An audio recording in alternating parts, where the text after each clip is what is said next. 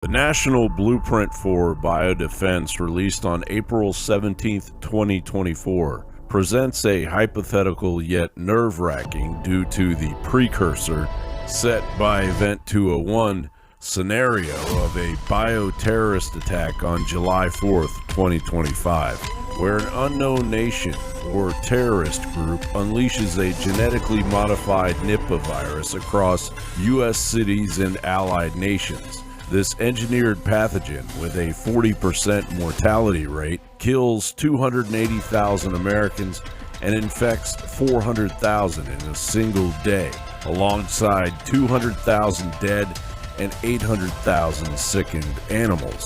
The virus, designed for enhanced animal-to-animal, animal-to-human, and human-to-human transmission, goes undetected for weeks before the July 4th event due to its rarity and the lack of recognition by veterinarians and physicians. Prior smaller-scale attacks to test U.S. defenses had already gone unnoticed, highlighting critical gaps in early detection and response capabilities.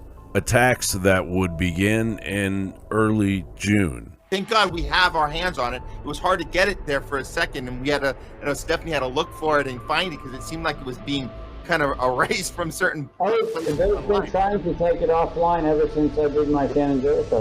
Yep. So we're not being paranoid. They actually are trying to get rid of this thing. It was quite a find. So Stephanie did finally find it. July 4th, 2025. Bioterrorist attacks of July 4th, 2025. They say they're not going to know who did it. They're not going to know any of those things. But guess what? Here's the tiny little problem. If you go up to the list of names and you go through the list of names who are the scientific advisors on this particular event scenario, we actually know who the weapon maker is. If you go down through the list of the ex officio members, what you find out is the ex officio members, several of them are veterinarians and bioweapons BSL lab runners who are actually working on equine encephalitis. They're working on all sorts of other weaponized systems. And if you look at people like Gerald Parker and George Post right here on your screen, and you find out what they've been doing and what they've been weaponizing, we actually have a high probability of knowing what pathogens they're looking at. And so, and given the fact that they said it's going to be a combined human and veterinarian event, right there, the ex officio members. The document outlines systematic failures that enabled this catastrophe, including inadequate biological intelligence, delayed identification of the pathogen in humans and livestock, and insufficient funding for public health and medical countermeasures. It points to the nation's inability to address vulnerabilities exposed by the COVID-19 pandemic, such as fragmented federal leadership and poor communication with the public and allies.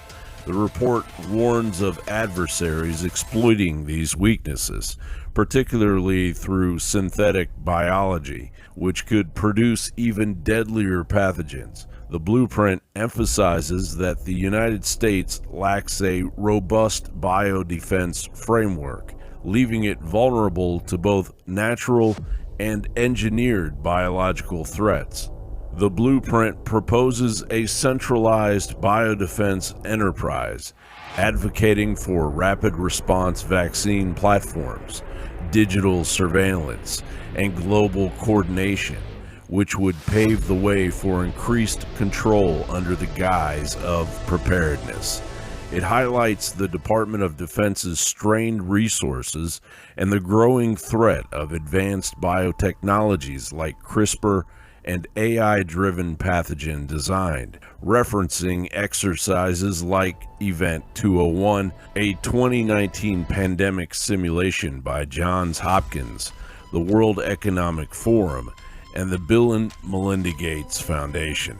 We've been here before, and the engineers that were exposed are at it again, and they will not stop until they face the justice they already deserve.